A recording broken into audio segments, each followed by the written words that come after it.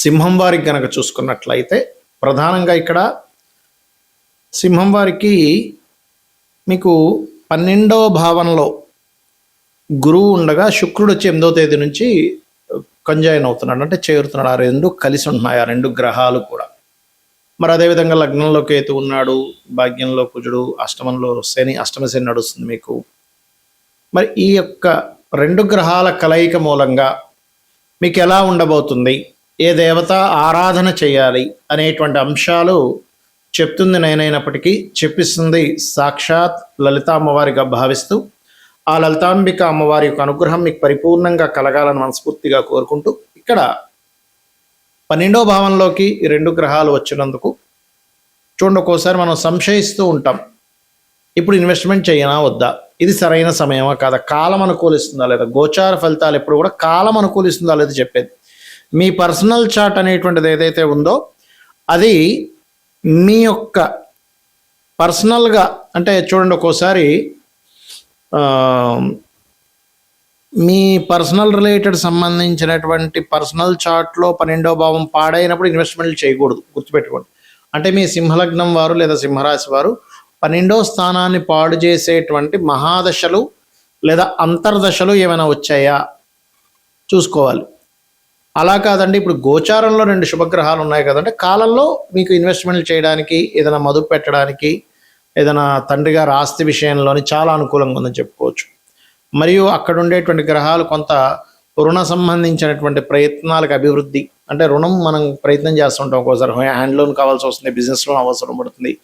ఎప్పుడు కూడా అప్పు అంటే తప్పనే కాదు, అప్పు ఒక్కొక్కసారి అవసరం పడుతుంది కూడా. ఆ వెంకటేశ్వర స్వామికే వివాహం చేసుకోవడానికి అప్పు అవసరం పడింది చూడండి, అంటే చూడండి ఎంత అవసరం ఒక్కోసారి మనిషికి. కానీ అప్పు తీర్చే మార్గం మీరు ముందు కనుక్కొని తర్వాత అప్పు చేయాలి. చాలామంది ఏంటంటే అప్పు తీర్చే మార్గం తెలుసుకోకుండా ముందు అప్పు చేసేస్తారు, తర్వాత అయ్యో అప్పులు అయిపోయాయని బాధపడుతూ ఉంటారు. మార్గాన్ని మీకు క్లారిటీగా ఉంది, ఈ అప్పు నేను చేసి దీని ద్వారానే మళ్ళీ తీర్చగలను అన్నప్పుడే అప్పు చేయాలి, గుర్తుపెట్టుకోండి. అలాగే గృహయోగము, వాహన యోగము, ఒక ఫ్లోర్ ఆల్రెడీ ఉంది, పైన ఇంకో ఫ్లోర్ వేద్దాం అనుకునేటువంటి వారికి ఇది అనుకూలిస్తుంది. అయితే ఈ 12వ భావంలోకి ఎప్పుడైతే శనిని గురువు యొక్క దృష్టి పడుతుందో, శని మీద గురువు దృష్టి అనేటువంటిది అష్టమ శని ప్రభావాన్ని తగ్గిస్తుంది పూర్తిగా. అలాగే మరొక విషయం ఏంటంటే లగ్నంలో కేతువు ఉన్నందుకు కేతువు యొక్క ప్రభావం ఏదైతే ఉందో ఇక్కడ మీకు తెలియని ఒక వైరాగ్యము, విరక్తి, ఆటంకాలు ఇవన్నీ జరుగుతున్న దానికి మీరు ఉదయం నిద్రలేచిన వెంటనే కూడా గణపతిని గనక ధ్యానం చేసుకున్నట్లయితే మనస్ఫూర్తిగా ఖచ్చితంగా ఆ యొక్క ఆటంకాలు 100% తగ్గిపోతాయి, అందులో ఎటువంటి సందేహం లేదు. కాస్త జల ప్రదేశాలకు వెళ్ళినప్పుడు కాస్త జాగ్రత్తగా ఉండండి. కొంచెం అంటే నీటి ప్రదేశాలకు శనివారాలు వెళ్ళినప్పుడు ప్రధానంగా జాగ్రత్త పడండి. ఈ గ్రహాల యొక్క కలయిక అనేటువంటిది గోచారంలో జరిగితే ఒక ఫలితము, మీ జన్మజాతకంలో జరిగితే ఒక ఫలితం అండి. ఇప్పుడు ఇదే గురు శుక్రుడు యొక్క విషయం తీసుకుందాం. మీకు జన్మజాతకంలో ఒక్కొక్క స్థానంలో ఉంటే ఒక్కొక్క ఫలితం ఇస్తుంది గురు శుక్రుడికి సంబంధించింది. లగ్నంలో ఉన్నాడు అనుకోండి, మనిషి సాటిస్ఫాక్షన్, విపరీతమైన సాటిస్ఫాక్షన్లో ఉంటాడు మనిషి, అంటే ఉన్న దాంట్లో సంతృప్తిగా బతుకుతాడు గురు శుక్రుడు ఎక్కడున్నా ఫస్ట్. అయితే లగ్నంలో ఉంటే మరింత ఎక్కువ అండి. లగ్నంలో కానీ, పంచమంలో కానీ, భాగ్యంలో కానీ ఉంటే వీరు ఉన్న దాంట్లో 10 రూపాయలు వచ్చిన సాటిస్ఫాక్షన్, 100 రూపాయలు వచ్చిన సాటిస్ఫాక్షన్, 1 కోటి రూపాయలు వచ్చిన సాటిస్ఫాక్షన్. కోట్లు సంపాదించే వ్యక్తి కూడా ఒక్కసారిగా డౌన్ఫాల్ అయిపోయి నెలకి ఒక 15,000, 10,000 రూపాయలు జాబ్ చేస్తారు, అప్పుడు కూడా సాటిస్ఫాక్షనే ఉంటాడు. ఈ గ్రహాల యొక్క కలయిక అంత గొప్పది, గుర్తుపెట్టుకోండి. కానీ ఇదే గురు శుక్రుడు 2వ భావంలో ఉన్నాడు అనుకోండి, వీళ్ళు ఎక్కువగా టీచింగు, ట్రైనింగ్, ఫ్యాషన్ రిలేటెడ్ ఇట్లాంటి వాటిల్లో వీళ్ళు వెతుక్కోవాలి. మీ పర్సనల్ చార్ట్లో కనుక గురు శుక్రులు ఇద్దరు 2లో ఉంటాయి. అయితే ఇక్కడ మనం అర్థం చేసుకోవాల్సింది ఏంటంటే మీ ధనాధిపతి యొక్క స్థితి కూడా ఎలా ఉందో చూసుకోవాలి. మీ ధనాధిపతి బాగున్నాడు, 2లో ఈ 2 శుభగ్రహాలు ఉన్నాయి, ఈ లగ్నానికి శుభులు, బాగుంది, కండిషన్ బాగుంది, అప్పుడు వీళ్ళు జన్మించిన కుటుంబంలోనే అభివృద్ధి ఉంటుంది. అదేవిధంగా వీళ్ళు ఫైనాన్షియల్గా ఎప్పుడు ఇబ్బంది పడరు 2లో కనుక ఉంటే. ఇంకా 2వ అధిపతి పూర్తిగా పాడైపోయి రావుకైతే యాక్సిస్లో పడితే తప్ప, ఆ దశలు రాకపోతే తప్ప, దశలు వచ్చాయి ఒక యుక్త వయసులో అంటే చాలా బాగుంటుంది. 3లో ఉన్నప్పుడు ఏమవుతుందంటే కొంచెం వివరణ ఇవ్వడానికి వీళ్ళకి మంచి స్కోప్ ఉంటుంది, అన్నదమ్ములతో కొంత సఖ్యత ఉంటుంది. కాకపోతే 3వ అధిపతిని కూడా చూడాలి. ఎప్పుడు కూడా 3లో ఉండే గ్రహాలు 3వ అధిపతి. దీనివల్ల ఏంటంటే సామరస్యంగా ఏదైనా సరే చాలా నీట్గా మాట్లాడుకొని సెట్ చేసుకోవడానికి బాగుంటుంది ఈ కాంబినేషన్. 4లో ఉన్నప్పుడు మీరు ఇన్వెస్ట్మెంట్స్ చేయడం అనేటువంటిది ఎక్కువ ప్రాపర్టీస్ మీద చేయాలి, విద్య మీద చేయాలి. ఎంత విద్య చదువుకుంటే అంత బాగుంటుంది, ఎంత ప్రాపర్టీస్ తీసుకుంటే అంత బాగుంటుంది. ఖచ్చితంగా రెండు ప్రాపర్టీస్ ఉంటాయి. అది కార్లు కావచ్చు, వాహనాలు కావచ్చు, గృహాలు కావచ్చు, ఏదైనా కానీ. పంచమంలో ఉన్నప్పుడు మంచి శుభమైనటువంటి ఫలితాలు, అంటే మంచి సంతానం కలిగిస్తుంది. 6లో ఉన్నప్పుడు మాత్రం గురువులతోని, స్త్రీలతోని శత్రుత్వాన్ని ఇస్తుంది. కాకపోతే ఇది కూడా కొంతవరకు ధన యోగాన్ని ఇస్తుంది.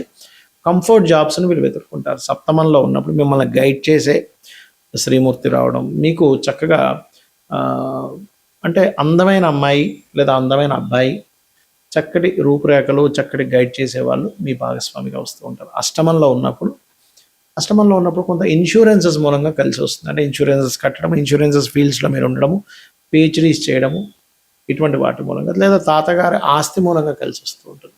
అయితే ఇక్కడ ఒకటే గుర్తుపెట్టుకోండి, ఆ అధిపతి కూడా ఎలా ఉన్నాడో చూడాలి. భాగ్యంలో ఉంటే దేవత అనుగ్రహం అధికంగా ఉంటుంది. దశమ స్థానంలో ఉంటే teaching, training, fashion related, financial రంగాల్లో మీరు కనుక ఉన్నట్లయితే చాలా బాగుంటుంది. లాభంలో ఉన్నప్పుడు ఇటువంటి రంగాల్లోనే వ్యాపార రంగాల్లో బాగుంటుంది. ఫ్యాషన్ కానీ, ట్రైనింగ్స్ కానీ, టీచింగ్ కానీ, ఇట్లాంటి విషయాల్లో 12వ భావంలో కనుక ఉన్నట్లయితే ఇక్కడ ఇది కొంతవరకు మ్యారిటల్ లైఫ్ విషయంలో ఇక్కడ 12వ అధిపతిని కూడా పరిశీలన చేయాలి. లేనట్లయితే ఒక్కొక్కసారి ఇది ఏమవుతుందంటే 2 వివాహాల యోగాన్ని కూడా ఇస్తుంది. ఇలాగా 2 గ్రహాల కలయిక ఒక యోగాన్ని క్రియేట్ చేస్తుంది, గుర్తుపెట్టుకోండి. ఆ యోగము శుభంగా ఉందా, ఇబ్బందిగా ఉందా, 2 గ్రహాల కలయిక. ఎందుకంటే ఇప్పుడు మనం అంటే గురు శుక్రులు మాట్లాడుకున్నాం. అదే కుజరాహువులు మంచిది కాదు, శనికేతువులు మంచిది కాదు, రవిరాహు మంచిది కాదు.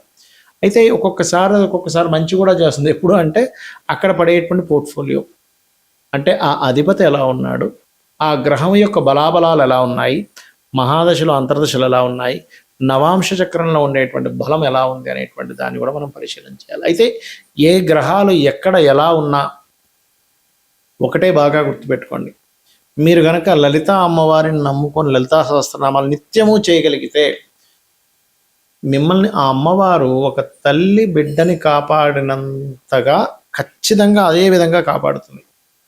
చూడండి, మనం ఈ విశ్వంలో ఉన్న ప్రతి జీవరాశిని చూస్తూ ఉంటాం. ఆ ప్రతి జీవరాశిలో కూడా చూడండి, కోడి ఉంది, తన పిల్లలంతా జాగ్రత్తగా కాపాడుతుంది, గద్దెత్తి వెళ్ళిపోకుండా. అదేవిధంగా ఏ జీవరాశి అయినా సరే, కోడి దగ్గర నుంచి, పక్షుల దగ్గర నుంచి, క్రూర మృగాల దగ్గర నుంచి, ప్రతిదీ కూడా ఎలాగైతే కాపాడుతుందో అంతే విధంగా మీకు అమ్మవారి యొక్క ఆరాధన కనుక చేసినట్లయితే మీకు ఒకటి నిత్యము చేయడం వల్ల మీకు కష్టాలు ఉన్నా సరే దాన్ని అధిగమించేటువంటి శక్తి వస్తుంది, గుర్తుపెట్టుకోండి. ఏమైపోతుందో మహా అంటే సరే ఇప్పుడు కష్టపడించాను, రేపు పొద్దున సుఖపడతాను కదా అని తెలియని ఒక మనోధైర్యం పెరుగుతుంది. రెండవది, దాన్ని ఎలా హ్యాండిల్ చేయాలో తెలుస్తుంది. ఒక సిచ్యువేషన్ వచ్చినప్పుడు హ్యాండిల్ చేయడం తెలియాలి, ఎలా హ్యాండిల్ చేయాలి దీన్ని. మూడవది ఏంటంటే ఆ కష్టము ఖచ్చితంగా మీ జీవితంలోంచి తొలగిపోవడం జరుగుతుంది. ఈ 3 ఖచ్చితంగా మీరు అమ్మవారి యొక్క ఆరాధన చేయడం ద్వారా తొలగిపోతాయి, గుర్తుపెట్టుకోండి. అయితే ఇక్కడ మనం అర్థం చేసుకోవాల్సింది, ఇలాంటి కాంబినేషన్స్, అంటే ఒక మంచి కాంబినేషన్ ఉన్నప్పుడు గోచారంలో గ్రహాలు గనక అనుకూలిస్తే చాలా అద్భుతమైనటువంటి ఫలితాలు వస్తాయి. ఒకటేసారి మనం చూస్తూ ఉంటాం, చూసారా, కోట్లకు వెళ్ళిపోయాడండి అని. అలా కాకుండా బ్యాడ్ కాంబినేషన్స్, ఇందాక మనం చెప్పుకున్నట్టుగా శనికేతువులు కానీ, రవిరాహులు కానీ, కుజశని కానీ, కుజబుధులు కానీ, లేకపోతే కుజరాహు కానీ, చంద్రరాహు కానీ, ఇలాగ శని రాహు కానీ, ఇలా కొన్ని బ్యాడ్ కాంబినేషన్స్ ఉన్నప్పుడు ఆ గోచారంలో ఉండేటువంటి శని కానీ, రాహు కానీ, కేతు కానీ ప్రతికూల ఫలితాలు వచ్చేటప్పుడు మాత్రం మీరు నవగ్రహాల దగ్గర దీపారాధన చేయండి. లేదంటే ఏ పాపగ్రహాల వల్ల కలిసి వచ్చిందో ఆ పాపగ్రహాల దగ్గర దీపారాధన చేసి అప్పుడు లలిత చదువుకోండి. అప్పుడు దాని మూలంగా ఏమవుతుందంటే మీకు ఖచ్చితంగా మీరు ఏదైతే ఇబ్బంది పడుతున్నారో ఆ దోషం తొలగిపోతుంది. అయితే దీంతో పాటు ఎప్పుడు కూడా గుర్తుపెట్టుకోండి, ఇంట్లో ఉండేటువంటి వాస్తు కూడా ఎలా ఉందో చెక్ చేసుకోవాలి. మనకు ఆల్ ఆఫ్ సడన్గా చాలా ఎక్కువ ఇబ్బంది వస్తుంది అంటే నైరుతి పాడైందని అర్థం. ధనపరంగా ధనం అసలు ప్రొడ్యూసే అవ్వట్లేదంటే ఆగ్నేయం దోషం అయిందని అర్థం. అంటే ఏం లేదు, పెరగడం లేదా తగ్గడం, అక్కడ పెట్టకూడని వస్తువులు పెట్టడం, నీరు ఎక్కువగా పెట్టడం ఆగ్నేయంలో జరుగుతుంటుంది. అసలు ధనం ఎప్పుడూ నిలబడదండి, ఉత్తరం పాడైంది. ఎప్పుడు రోగాల బారిన పడుతున్నాం, వాయువ్యము లేదా ఉత్తర ఈశాన్యం పాడైంది, ఉత్తర ఈశాన్యం పాడైంది. ఆలోచన విధానం దెబ్బతిన్నది, ఈశాన్యం పాడైంది. సంతానం సరిగ్గా సఖ్యత లేదు, ఈశాన్యం పాడైంది. సమాజంలో సరైనటువంటి ఇది లేదు, తూర్పు పాడైందని అర్థం చేసుకోవాలి. ఇది చేయండి, అన్ని విధాలా మీకు బాగుంటుంది.